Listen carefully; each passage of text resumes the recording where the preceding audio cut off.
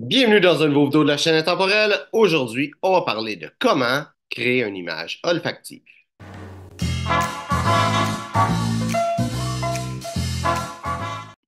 Donc, comment créer une image olfactive? Tu m'as peut-être déjà entendu dire que ça prend plusieurs parfums dans son garde-robe, pas juste un seul et unique. Et la raison, c'est que un parfum, tu peux trouver un parfum qui est bon dans tout, mais il sera excellent en rien. Versus si tu as quelques parfums, tu vas avoir des parfums qui sont excellents dans une chose, mais pas nécessairement bons à tout. Il y a beaucoup de monde qui vont prendre un parfum qui est correct dans tout. On pourrait penser au fameux bleu de Chanel et Dior Sauvage que beaucoup de monde vont porter. Mais c'est bon d'avoir plusieurs parfums pour plusieurs occasions. Déjà, une chose à considérer, c'est que les parfums peuvent avoir différents niveaux de formalité. Typiquement, un parfum, plus il va être sucré, plus il va être décontracté, moins il va être sucré, moins il va être plus il va être formel en réalité. Si on prend juste les formalités, moi je pense qu'on a besoin vraiment de trois parfums. Au total, cinq parfums. Le prochain point va expliquer les deux autres parfums. Donc, c'est bon d'avoir un parfum un peu plus formel, un peu plus élégant, qui pourrait être un bon parfum pour des occasions d'affaires, entre autres. Si tu es une personne dans le monde des affaires, ce serait probablement le parfum que tu vas porter tous les jours. C'est bon aussi d'avoir un parfum un peu plus décontracté, un peu plus séducteur quand tu rencontres amoureuse. Ça pourrait être un bon parfum à mettre quand tu vas juste passer une soirée avec des amis aussi. Et c'est bon d'avoir un parfum, si on veut, de tous les jours. Ou un parfum qui est justement le parfum qui est bon à tout, mais excellent en rien. Ce parfum-là, en réalité, va être excellent pour les occasions où tu ne veux pas nécessairement trop te faire remarquer. Donc, tu peux avoir un parfum vraiment surpuissant. Tu as un parfum qui va être quand même calme pour ça. Des fois, ça peut être aussi le parfum que tu vas porter au travail si tu serais dans un bureau, par exemple, ou si tu travailles par exemple en mécanique ou un autre emploi où ce que tu n'as pas nécessairement d'un parfum comme puissant puis élégant. Ça peut être un bon parfum pour ces occasions-là, pour ces travails-là, je veux dire. Ça va être aussi un bon parfum que tu vas pouvoir porter dans des occasions, par exemple, comme un mariage ou des funérailles. Un parfum qui ne va pas trop te faire remarquer parce que dans un mariage, dans les funérailles, mais d'abord, c'est ton mariage à toi, là, c'est pas une occasion où ce que tu veux être le centre de l'attention et avoir un parfum qui va attirer le regard sur toi.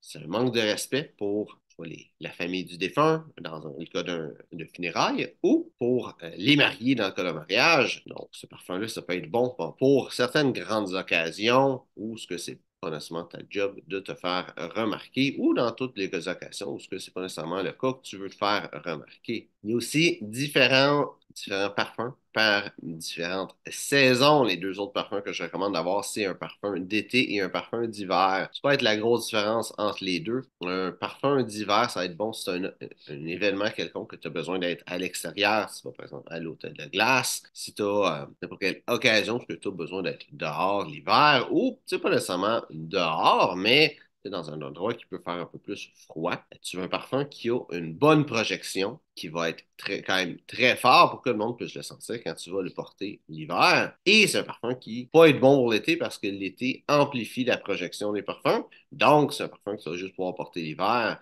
et que pour tes trois autres parfums de base, plus élégant, plus décontracté et tout aller, quelque chose qui va être un peu plus puissant, qui ne va pas nécessairement rentrer dans ces familles. Pour celui de l'été, le parfum va projeter beaucoup plus. Donc, tu as un parfum qui va être quand même assez faible pour les occasions que tu as besoin d'être à l'extérieur. Là, ça va être à toi de regarder c'est quoi les occasions que tu as besoin d'être dehors. Est-ce que tu vas jouer au golf pour le travail avec des clients? Est-ce que les temps que tu es dehors, c'est plus en famille, entre amis, faire un barbecue? C'est vraiment à toi de regarder ça, quel parfum qui va être le plus approprié comme parfum d'extérieur pour l'été, mais ça t'en prend un aussi. Donc, pour ces cinq parfums-là, tu veux avoir une bonne idée de la projection. Même si tu veux y aller juste avec un parfum, tu dis que tu es correct avec un parfum, il faut que tu considères la projection. Tu veux quelque chose qui ne va pas nécessairement être fort et agressant, mais tu ne veux pas non plus quelque chose qui va être trop faible. C'est vraiment avec ta peau à toi que ça va savoir si c'est une bonne projection ou pas par parfum et des fois aussi pour la saison en tant que telle. Il faut les essayer, les parfums, pour savoir si il te va bien. Et aussi l'odeur en tant que telle, si elle te va bien à toi. Maintenant, pour la projection, peut-être que toi, tu veux un parfum qui projette plus, peut-être que tu en veux un qui projette moins. Ça va être à toi de savoir c'est quoi les différentes projections que tu vas avoir. Et pour savoir si la projection est forte ou pas. Tu as juste besoin de mettre du parfum, de l'essayer et de demander au monde, d'aller magasiner des parfums avec quelqu'un d'autre, demander si la personne peut te sentir, à quelle distance que tu sens pour avoir une idée de la projection de ce parfum-là. Donc, spécialement pour créer ton image olfactive, qu'est-ce que tu veux faire? C'est avoir une idée des différentes odeurs que les parfums vont avoir et peut-être trouver c'est quoi des notes que tu aimes. C'est sûr que c'est vraiment un processus, d'essayer différents parfums, d'essayer différentes notes, de découvrir les notes de la parfumerie. Les notes, c'est des odeurs spécifiques que tu es capable de reconnaître, comme de la vanille, par exemple, comme du vétiver, comme du cèdre, comme du bergamote. C'est des notes que ça a un nom, c'est une chose qui existe. Ou des fois, ça peut être un accord de quelque chose qui n'existe pas vraiment, mais qui a un nom comme de l'ambre, par exemple. Donc, ça peut être tout simplement de trouver des odeurs que tu aimes pour avoir des parfums qui vont représenter ces odeurs-là que tu aimes, ces notes-là que tu aimes. Ça peut être chaque parfum va avoir des notes différentes. Chaque parfum que tu as peut avoir un point commun. Par exemple, moi, j'aime beaucoup le cuir, la note du cuir. Donc, en suivant cette stratégie-là, qu'est-ce que je pourrais faire, c'est d'avoir juste des parfums qui ont une note de cuir, certains qui vont être un peu plus frais,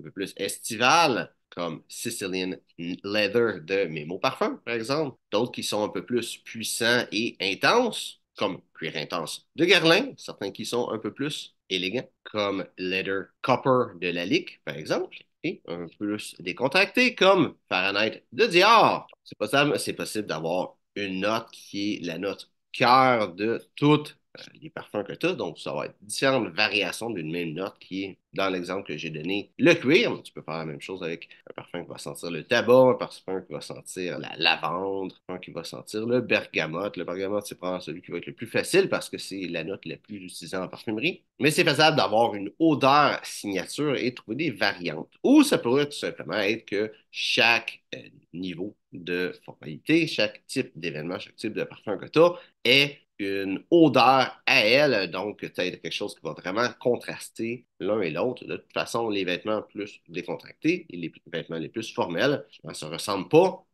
Donc, c'est faisable d'avoir des parfums différents.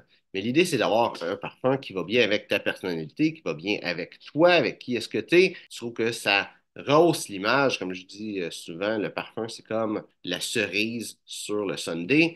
Donc, la cerise sur le sundae, c'est pas ça qui fait le sundae. Tu peux avoir un sundae pas de cerise, mais tu sais, avec la petite cerise, ça fait beau, c'est le fun, ça vient un petit peu rehausser l'image du sundae, ça vient agrémenter le sundae. Même si c'est juste une petite chose sur le dessus, c'est vrai que ça rend le tout meilleur aussi, plus agréable, tout simplement. Donc, ça, c'est un processus, trouver, créer son image olfactive, un petit peu comme c'est son style personnel. C'est un processus pour essayer des choses. Tu as plein de magasins qui vendent des parfums. Juste allez là, regardez les nouveautés, regardez les parfums plus anciens aussi. C'est toujours bon d'avoir une idée un petit peu de l'évolution des parfums. Et des fois, peut-être que tu as des styles qui vont t'intéresser un peu plus. Peut-être que, par exemple, comme moi, j'aime beaucoup les parfums des années 80. Je trouve que c'est des années où les parfums c'est vraiment extraordinaire. Peut-être que toi, tu vas aimer les parfums des années 90, peut-être que tu vas aimer les parfums des années 60, qui sait. Donc, chaque année a vraiment un style à eux. Peut-être que tu as certaine période de la parfumerie que tu vas aimer plus qu'un autre. Donc, c'est ça. C'est un processus. Prends ton temps.